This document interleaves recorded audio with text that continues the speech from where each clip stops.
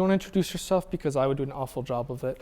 Hi, I'm Amanda Hollingworth. I do compositing, visual effects, mostly for movies now, but I've done TV shows, and my first studio was a stop motion company, so kind of been all over in it.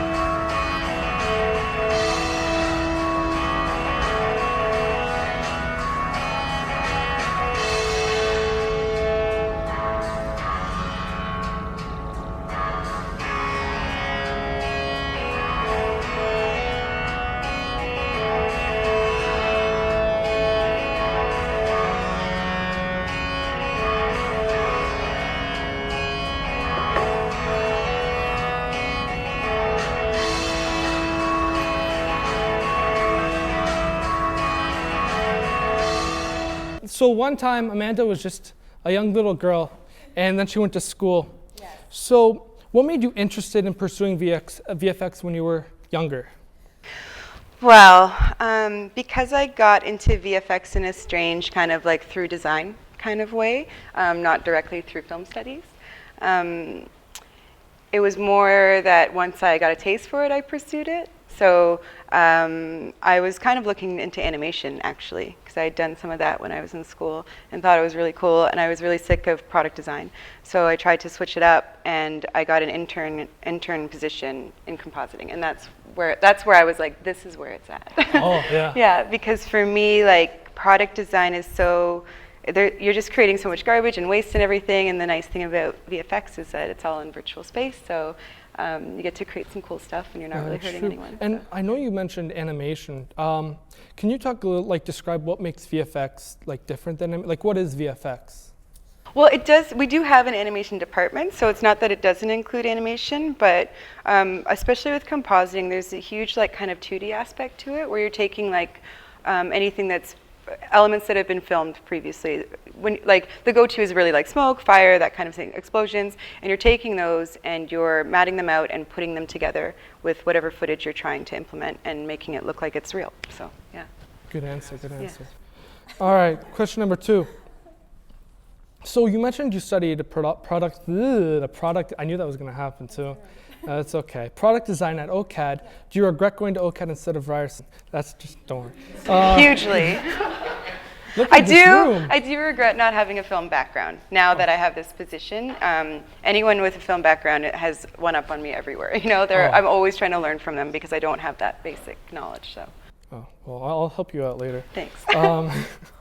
So what was your original like projected career path? You said like you discovered VFX a little later. Yeah, I kind of like it was one piece at a time. So it's like go to art school. So OCAD was the celebrated one back then. So I went to OCAD, and then once you're in foundation year, it's like, okay, do I want to be an artist, illustrator, whatever? I chose industrial design because I thought it was really interesting and probably more lucrative than being an artist. So industrial design, and then through that, because I was at OCAD quite a while ago, we were learning hand drafting and not a lot of computer skills, so that's why I ended up at my other school in Sweden for learning some computer skills, and then it just kind of built towards it. For sure. At the very onset, were there any other programs or schools you were looking into?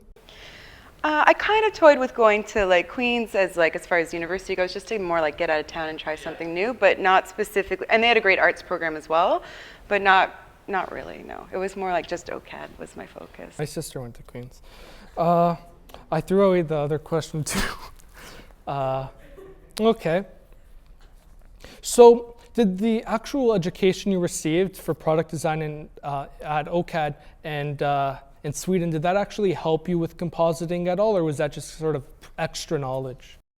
I guess the OCAD stuff is more, it's because it's an art school and because design is still based in art, you get an idea for like what looks nice, why things look nice. So that helps with compositing because no matter what kind of technical cool thing you're trying to do, you still want something that frames really nicely and something that's appealing to the audience. So that for sure was a little bit of a basis. And then of course in Sweden, because we were learning so many computer programs, that was really useful. Because I learned After Effects there. That was the first time I learned After Effects. And I learned Maya there. So these were things that were actually like industry standard things. Oh, okay, yeah. Cool. We'll talk about software in a little bit.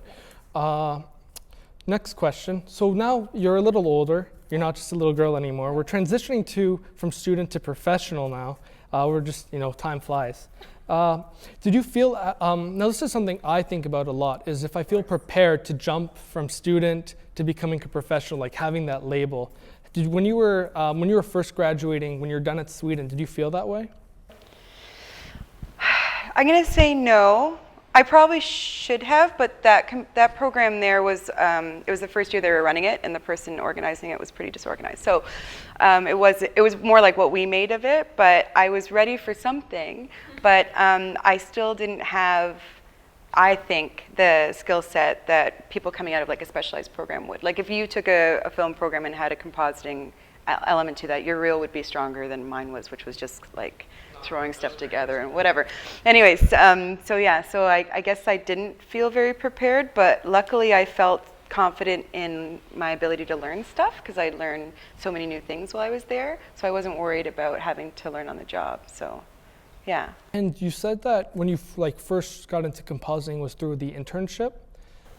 Yeah, so I put a Facebook post saying that I wanted to get a job in animation, and someone referred me to the stop motion studio I worked for, Cup of Coffee, they're kind of still around, and they just said I should intern there, and I was just thrown into compositing interning, and that was my first experience. So, like anyone can just post on Facebook and get a job? Are you saying that? It's amazing. That's what the book The Secret's based. No, I'm just joking. It's the whole thing about asking the universe for what. No, just talk to your friends. People know people, especially in this town, especially in VFX industry. The nice thing about it is it's really small. Like there's a lot of places you can go, but it's all the same people. So it's really easy to get connections. Once one person knows somebody, then they probably know a million other people. So. All right. A little more about your career now. So what kind of work did you before you had your degree? Was it always sort of like arts related or? Yeah, through school I had an internship in interior design, and then I worked at an architecture design firm for a while. Like I worked at a restaurant on the side to pay the bills, but mostly it was always like art or design related, yeah. And did that experience like help you when you were finding these opportunities? It helps you be a little more appreciative when you have opportunities. I'm going to say that you kind of don't take anything for granted when you've had quite a few different positions and nothing's really worked out. As soon as you have something you like, you tend to really go for it. So yeah. And now some people say when there's no opportunities available, you just make your own. Did you ever consider working freelance as VFX? Yes, it's a great gig if you can get it. I was actually considering doing that earlier this year for a former company of mine because I had some spare time. We weren't very busy at my current studio, but you have to get your own license with the software we use. It's pretty expensive. So if you have rich parents, then cash in on that. But if not, then it gets a little, like now the Foundry's renting out nuke licenses, so it's a little more affordable if you can make it work. But for me, it was kind of too big an investment for work that I wasn't sure would be consistent enough. So. Yeah, but I know a lot of people that freelance and they love it, and especially if you have any sort of reason that you want to be home, like kids, family, whatever it is, it's definitely a great way to go. Be your own boss, the dream. Well, no, you would still have clients that were your boss technically, but yes, you would run your own hours and you would. That's why I just ask questions and don't give answers. There's a reaction. The difficulty working freelance is getting the licenses for the programs. So I would say, as a whole, some of the biggest challenges are in the VFX industry if you're trying to break in or just day-to-day sort of thing. Like freelancing-wise, or just in general, like getting a job Good kind question. of thing? I think in general, what are some challenges that you face, I guess? Well, let's start with getting a job. Okay, for getting a job, or at least let's say keeping a job, because maybe getting a job isn't that difficult. But getting a job, having a good reel and having like a well thought out resume is really important. I'll show you guys in a bit my resume and the shot breakdown. That's kind of important industry standard stuff. But so kind of knowing that, and then otherwise, as far as like the people I've seen start at studios and pass or fail kind of thing, it's all about learning as much as you can, as quickly as you can. Every studio is different, and every task you're going to get as a junior is so boring and terrible. So if you can just, stay a little bit late, make sure you try to do a really good job, be really friendly and happy, like those kind of things will keep you around. And then once you're around, then you get the more fun stuff, sorry.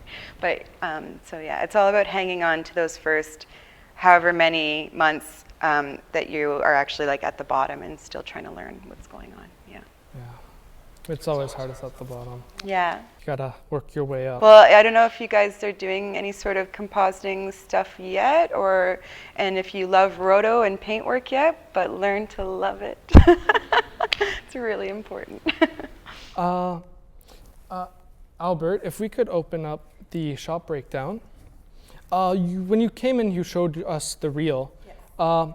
How important was your reel or portfolio when you're looking for work, especially in the VFX? A lot of people won't even consider you unless you have a reel and a shot breakdown. I mean, I have a former teacher actually that's been trying to give me references and giving me contacts, and every time the contact writes to me and they're like, "That's great, I'm glad to meet you," or like, "I'm glad to be introduced to you over email," or whichever, and then they say, "Please send me," so not that one, that's just resume. Yeah, so they say send a shot breakdown. So this is for another reel that's actually in that same folder that we don't really have to watch because it's a lot of the same stuff, but basically you just go in order that they appear and you just say exactly what you did in every shot so that they know. Because so much of the work is collaborative that it's not necessarily that you've done everything.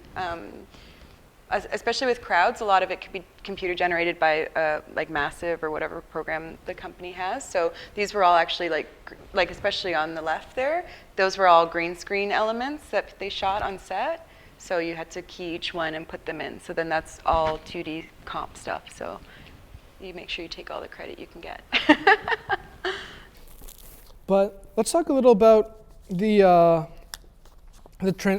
actual day-to-day responsibilities. So like, where it says like green screen, blood elements, added blood spray, was that all like one day, like half an hour, and then you're like, that's just a joke. No, but I see what you mean. The timeline is fast, for sure, especially these shots, because these are all television. If you work for a studio that is doing television, you're going to be crazy busy overtime and everything, but it's so much fun because the standards are a bit lower, so you get away with a little bit more, which is kind of cool.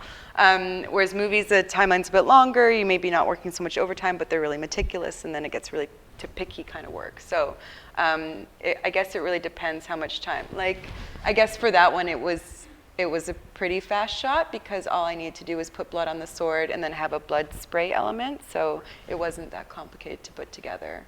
But I guess typical day, you go in and you get an email from production telling you what's expected of you that day, and then you work towards that, and you like publish movie sequences for them to review every day. So that's called dailies. I don't know if you guys do this in school or if you have any sort of thing like that. No? Okay. Anyways, so yeah, and then they'll review your shot and give you notes, and then you just go back and keep doing that over and over until you get it right. It's a fun day. So it's a 8-hour job sort of thing where you're just sitting at a computer. Exactly. Type. Well, I stand because that's important. Standing desks are very important in this industry. But yeah, you basically sit in the dark. That's another thing about compositing that I love is there's no lights. So if you kind of hate having like buzzing electric lights over you, yeah, so it's kind of nice. That's for grading and color mostly. But yeah, you basically sit in the dark listening to podcasts and doing this kind of work, and yeah, it's really fun. You had me at podcasts. Yeah, I know. That's really great, though. That's fascinating. Just all the work that goes into it. Let's see what I had my next question being. Okay. How about what are the most impressive pieces? Going back to the reel, what's the most impressive things that you want to have in your reel? As far as like when you're making selections for your reel, Yeah. what are you going to pick? I would pick the hardest stuff, the stuff that you found the most challenging. I mean, you can throw in some stuff that looks cool too, but it's to me, it's the challenging stuff that your employer is going to want to see. They're going to want to know if you had like a really unevenly lit green screen that was a nightmare, then that you should be putting that in there over something that was, you got from an Elements program, like, or you know what I mean, like a pre-done one. So. What work have you done that you're most proud of? And did you show it today? That's such a hard one too. I think I'm most proud of the stuff that I did find challenging, so hopefully no one can tell because I made it look right. Because the easier stuff, it's hard to really take a lot of pride in because you kind of just feel like you're doing whatever. Yeah, it's, to me, and especially when like my studio right now is extremely organized and professional, so stuff tends to not go wrong. But the studio I worked at previously, it was kind of haphazard, so a lot of the onus was put on the compositing team to fix everything, and that is so much more rewarding because you're making it happen. So I guess some of the shows, they're not great shows, but shows like Dominion and the Borgias. I mean, Borgias isn't a bad show, but Dominion's pretty terrible. But it was so much fun. You're putting wings on people, like lens flares everywhere. It was really, really enjoyable to do. I set some girl on fire. It's like that, and that's it, like with Borgias. Brain is kind of similar because they're like medieval kind of things. I love putting digital arrows through people. Like it's so satisfying when you line it up and it hits them at the same time, like the right time. It's nice seeing it come to life, Not violently, I just mean like reactionary wise. They're all fine. No one was really hurt. No. Everyone's okay. Yeah, so that's the thing. When you start seeing those kind of shots that are ridiculous, really, come together, to me, that's the most rewarding stuff. Yeah. So are different VFX artists working on different scenes, and then you get to just watch it all together? Like. Yes. No, I feel like I cut you off, and you're going to say something really good. No, that's right. Basically, you'll get a sequence to your studio. They'll divide it up. They'll call you in and usually look at it in order, and you just kind of make it all happen. And that's the other thing, you have to work together because you might have like the same shot as somebody else, and everyone's going to have their own approach to doing stuff because everyone has their own techniques in compositing, but you have to match it at the end. So there's a lot of communication and collaboration there. So are you ever like, damn it, I got Steve again? Like having to work with the same people sometimes? Oh yeah, you know what? Personally, I've been really lucky, but that does happen, and it is one of those things where you just kind of have to make the best of it. Because again, this industry is so small, you're going to end up. You can't burn any bridges, so you just have to, you have to make that Steve connection, Yeah. You can do better next time, Steve. Yeah, exactly. Well, good for him. So you mentioned earlier about the software like Maya, After Effects. Do you want to talk a little bit about like your which ones you usually use day to day? Nuke is standard for most studios. It's a Foundry program. I don't know if anyone here uses Nuke. It streams really nicely with Maya, so that's probably why. For Pipeline, it's a lot better. It's Python based, so if anyone's into coding, it's really interesting because you can code your own tools and you can make any sort of changes you want, so it's really great in those ways. At the stop mode place, we're using After Effects, and there are a lot of studios that do use After Effects as well, which is also great. After Effects, I think, probably has a lot more plugins and a lot more stuff that's kind of ready to go. And again, if you're like more of an Adobe mindset, it's easier because Nuke is node-based trees, and so it's completely different when it comes to. I have no idea. If you know Adobe stuff, it's all about the layers. Yeah, it's completely different than that. So. Do you ever have to jump from one company to the next and just completely ditch everything you knew? Yeah, that's what happened. Yeah, between the stop mode place and Mr. X, which was my first, I guess, compositing job with Nuke. It was my first introduction to Nuke, and I just had to make it work. How long did they give you to actually learn the new program? They didn't really. They just expect you to figure it out. Lots of tutorials online are helping you with that. And again, just make friends. If you start a studio, make friends as soon as possible because they're going to be the ones that help you. So that's good. I was going to ask if someone was trying to pick up Nuke what would be a good resource to get them started in developing the skills needed to? As far as tutorials go? Yeah. I actually made a note of this. I think his name is Tony Lyon or Lyons. I'm not sure if it's with a Y or an I, but he has quite a few tutorials that I've been watching lately, and he's great. So I would recommend him, but there's tons, there's lots. The Foundry even has their own like forums and stuff like that, so you can find people making custom tools that are really cool. Yeah, there's lots out there. How many custom tools do you have, out of curiosity? I don't have any like custom tools that I've made, but I have a lot that I've asked my company to download. Oh, okay. Yeah, there's a guy that he goes under Pixel Fudger, so he's got quite a few. There's Luma, there's Victor Tools, which are really great. But otherwise, I'll save like a script, which is just like like a node combination, and I'll just save them in, because it's Python, so you can just actually copy the nodes and paste them into a text file, and they exist there. And then so I'll just save them in my email. And then anytime I need a setup that works really well, I'll just call on that. That's really cool, because in Photoshop, I actually installed a bunch of cool fonts. So it's kind of like the same thing. Yeah, that is like the same thing. I try. Okay. So do you want to expand a little bit, if there's much to expand on? Albert, do you want to pop open the resume again? So you worked at a bunch of different studios. Do you want to go into detail a little bit about, maybe burn some bridges if you feel like it? I'm sure we're sworn to secrecy. Don't actually. If you scroll to the bottom, that'll be where all the studios are. He's new. Yeah. I'm joking. So Cup of Coffee was the first studio I started at. That was a lot of fun, but my boss was insane. I think he's still there. He was a crazy person. That's going to happen. But yeah, that work was really fun because everything was done in-house. So they built the dolls in-house. You guys all know what stop mo is, right? And they did all the costuming, and then they did all the animating and lighting, obviously, and then gave it to us, and we did everything as far as, it was a lot of like tracking mouths and syncing the mouths to the dialogue, and then adding elements like fire and smoke and anything else that they needed, backgrounds. There's a lot of blue screen elements. And then Mr. X was really short and sweet, just getting my nuke skills going and doing some terrible roto and stereo is absolutely the worst, so try to avoid it. Did you actually notice, not to cut you off, you were on a roll, but do you ever notice like suddenly like, wow, this stuff looks super professional while you were working on these projects? As opposed to like... As opposed to being like, oh, I just handed in this project to my professor who just gave me like a B+.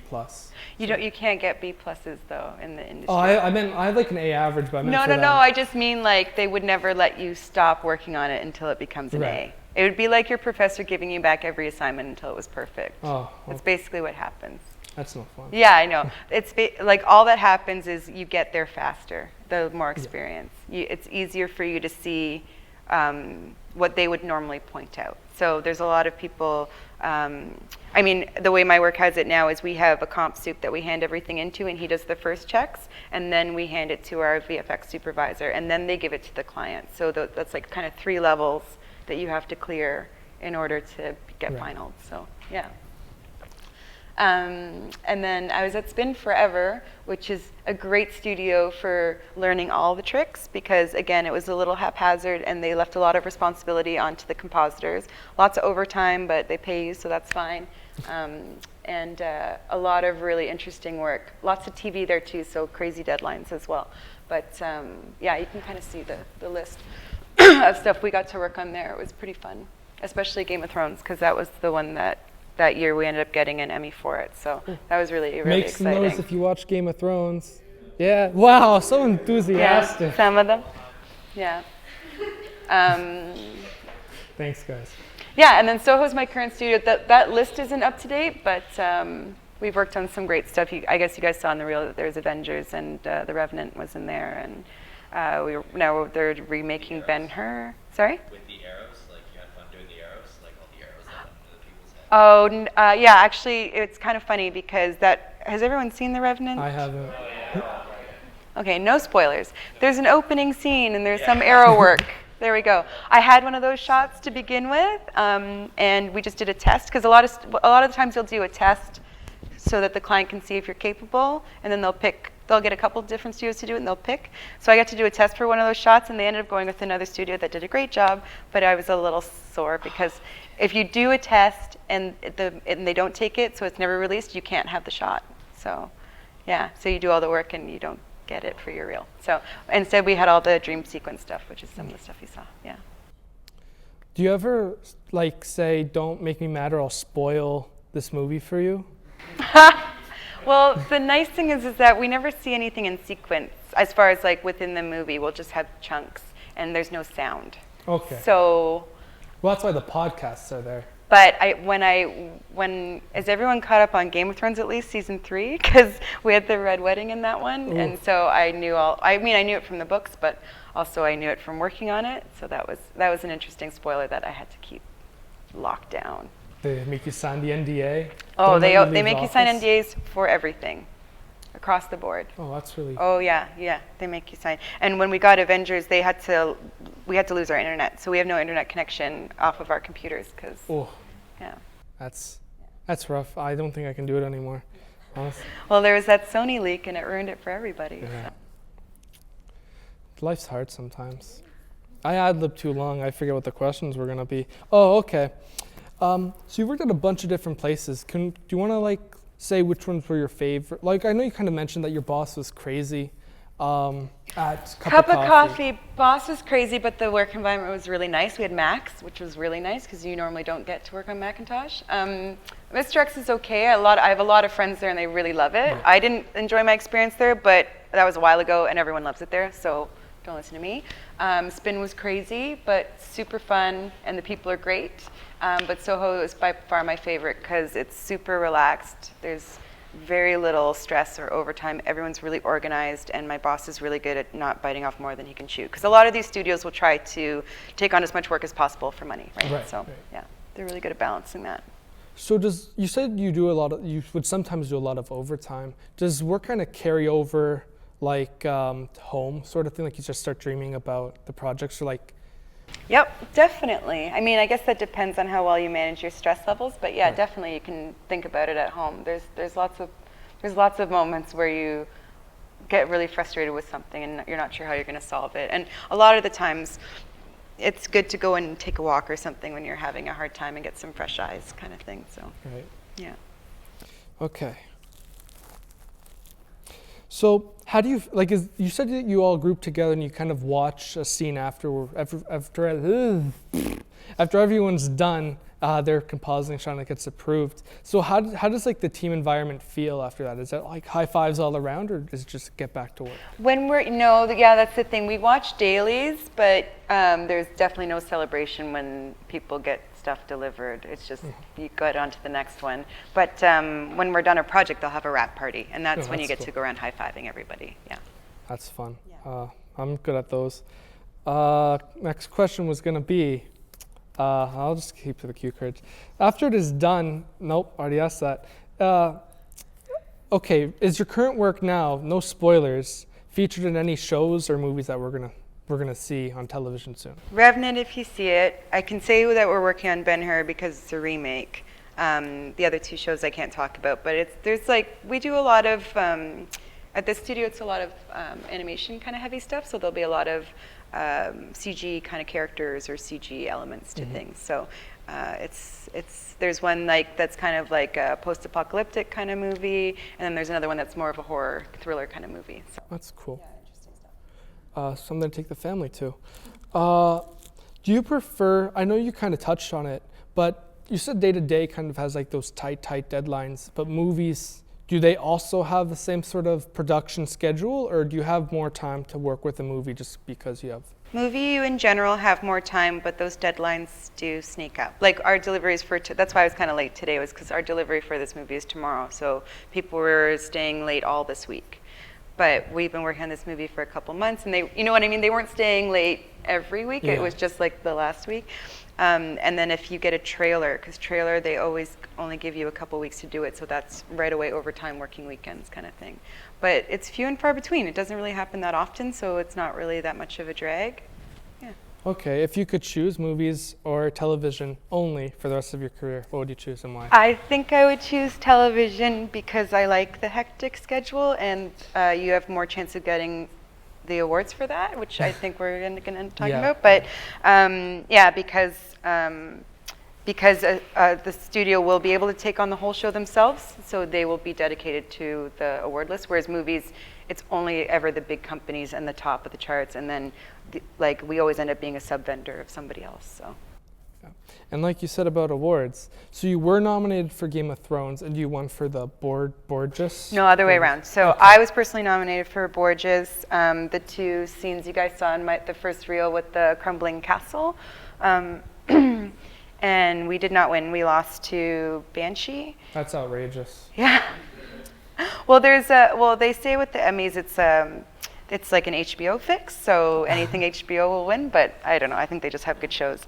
But luckily, yeah, my VFX supervisor was also there that year with the team for Game of Thrones. So when he won, he brought the trophy over and let us all take pictures with it. That's really cool. He thought it was ours too. Yeah, so that was really great. Yeah, I made an honor roll in high school. So. Nice. Yeah. So is it now your goal to get more trophies and more cool pictures with them? Yes, I definitely enjoyed the aspect of awards. Like, it's just such a trip that can happen. So yeah, definitely would be a goal. I don't know if it'll happen at this particular studio, so I might stay here a little longer and get my skills up and then go somewhere where they actually have award-winning kind of shows. So. Promising. Yeah. Can you give me a shout out when you do though? Yeah. It all started with that one kid. So as far as award winners, is there anyone specifically in the field, because you're such a small community, that really inspires you? Not Steve, but. Not Steve. Right. I don't know. I feel like there's not really any sort of like celebrity compositors that I look up, and especially like a lot of what happens is you move through the ranks. So you're never just a compositor for long. You end up moving up to supervising. Right. As soon as you're supervising, you're not using the programs anymore, so you're out of date. And that's how it all happens. Like all the best VFX supervisors and comp soups they don't really know what's going on with the programs anymore. So it's kind of weird in that way. So I guess in everyday life, I just kind of idolize the people around me that can teach me stuff, and that's fair enough That's for really me. modest. Yeah. That's sweet. Yeah. Yeah. You actually just said that the landscape always changes in VFX with what programs you use, especially when you jumped into Nuke.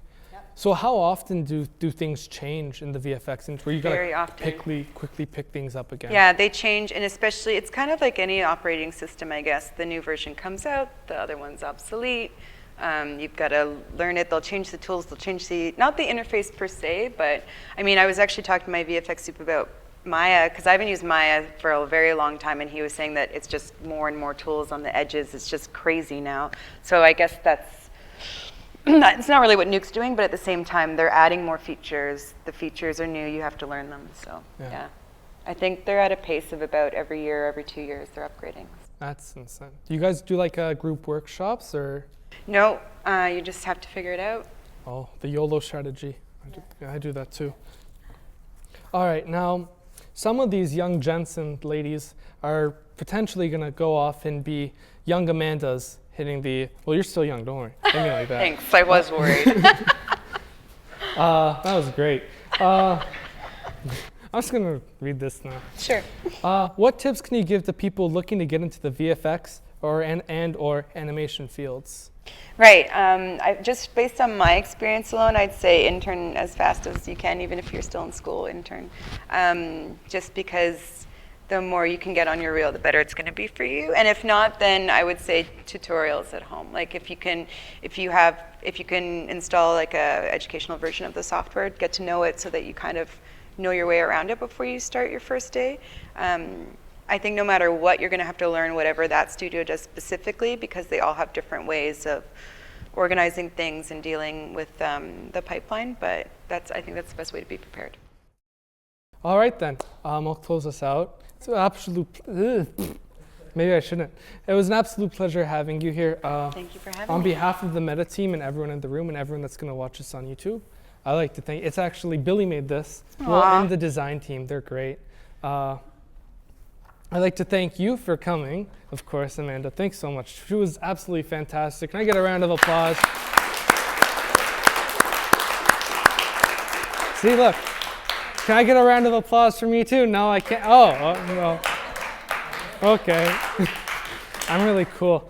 So thank all of you for coming. A quick shout out. So this was a meta event if you don't already know about it, which I think some of you do, some of you don't. So if you haven't heard about it, Meta is a 4th year show. It's so silly saying that because they're all in the media, most of them. So anyways, follow us on Instagram, Facebook, and Twitter if you haven't already. It's really good for AB. She'll get a better grade. And also, I'll let you know when I have my next event. So I appreciate everyone for coming. The exits are this way and this way. Don't leave all at once. Feel free to ask Amanda anything. Yeah, I'll hang out. If anyone wants to chat, let me know. Yeah, say if you want to go to the movies with her, she can point out I which ones can she be did. like, look at that terrible green screen. So thank you, and good night.